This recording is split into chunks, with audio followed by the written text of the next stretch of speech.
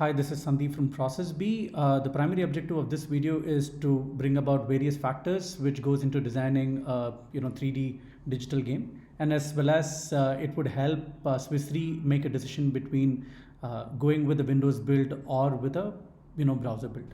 In the first video, let's look at the low polygon objects. Polygon in simpleton represents the lines and vertices that are drawn to detail an object. More the number of polygon count, the objects becomes more and more real.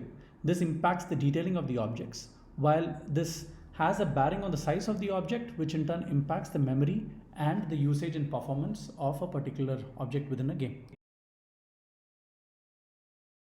We've created a sample game to give you a clear idea of what a low polygon object would look like. Focus on the trees and shrubs and you would find the level of detailing to be very minimal. Though from a distance it looks perfectly like a tree and a shrub, but when you go near the object you would find that the outlines are very scantily drawn. With increase in level of detailing of any object, this would have, as I said earlier, a bearing on the overall, count. Mostly in 3D games, whenever we have such requirement to show 3D objects at a distance, we actually have low polygon objects. While any object that needs constant interaction, we would actually detail the object with higher poly count. So if you see here, at a distance, the tree looks like a tree and a shrub with absolutely no issues. While when we're looking at a high polygon video right now, if you clearly see the difference between the way in which the avatars are detailed. So this is from a popular boxing game. What you see here is Mike Tyson, and he is competing with another opponent, but you would be surprised to see the level of detailing. The face is extremely smooth. You could also see the sweat behind the neck of the avatar, and more importantly look at the frown. So every expression that the player makes is captured because the level of detailing is very, very high. While you could actually see the bones, you could see the abs, you could see the cuts in every player. This would mean that every limb needs to be rigged and textured and rendered separately.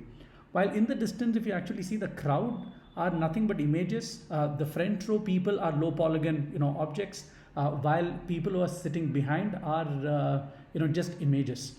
In this video, we're going to look at two important concepts. One is to look at what a medium poly avatar would look like and the essence of lighting. So there are three avatars that you see here. The lady actually has an internal light lit, and that's why she is a little bright, while the gentleman towards the far left is not. And the lady is a medium poly avatar. The facial structure is seen clearly, however you don't have detailing in terms of the jaw, the muscles and everything. While the cartoon characters, you actually see it drawn out of proportion, and the man currently is of a natural, he's standing there with a natural light without any light which illumines him from inside. In the next video, you'll be looking at a Windows exe build of an office room. In this, you will actually see a natural light coming from outside, and the room is quite sufficiently illuminated, and because of the natural light you also see various shadows of objects which is falling on the ground, which appears to be natural. So the avatar is also standing in natural light. She is a medium poly avatar.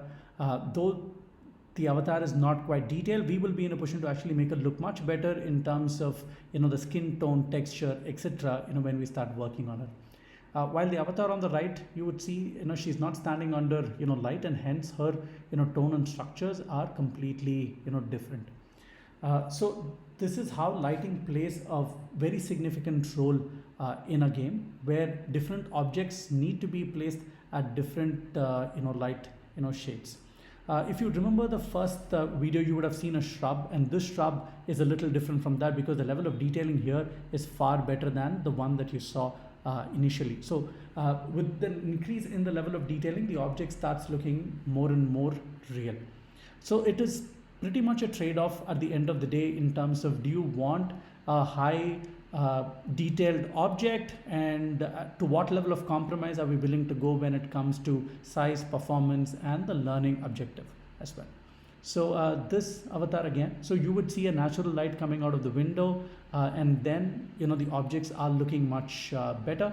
I would want you to focus on this particular sofa that you would be seeing, because in the next subsequent videos you would be seeing a similar such sofa, and you would see a huge difference between how a natural light and a baked light has a difference.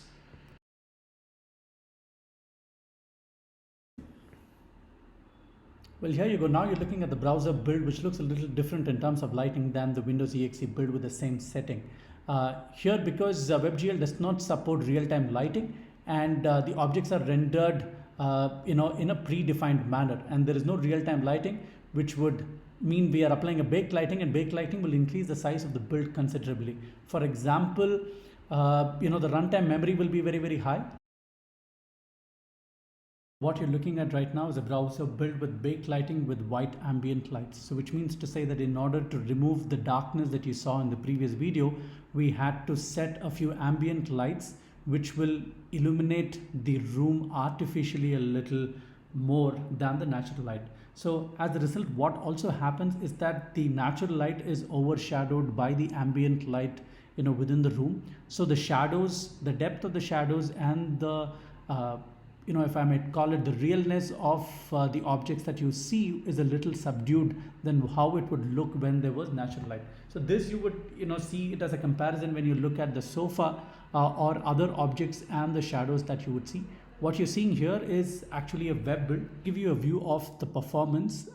The same web build in an Edge browser consumes about 700 MB, while in a Windows EXE about 100 MB, and in Chrome it's about 500 MB. So that's the difference in terms of performance that we would need to consider when we are building a game. So what you would be seeing right now is a quick comparison between just look at the shadows there. So this is a browser build, and this is the Windows EXE build and the natural light shadow. What you see on your screen right now is a sample design consideration for a 3D game. So there are various facets to building the 3D game. All that we need to consider is, if we increase or lay focus in one of the factors, there needs to be a necessary trade-off in the other. For example, if we are looking at improving the performance and focusing on the learning objective of the game, then we might have to compromise on the poly count and the size. I mean, this is not a very linear consideration, but I'm saying that there needs to be some trade-off. And while we're designing the game, we would be in a position to arrive at the right mix. So what we as a project team need to arrive at is the priority that we have in terms of, are we going to focus largely on the learning objective and the performance, or are we focused on how real the game looks like and how real each of the object looks like in the game? So depending upon our priorities and the overall game objective, we would be in a position to actually arrive at various priorities and trade-offs before we start building the game design.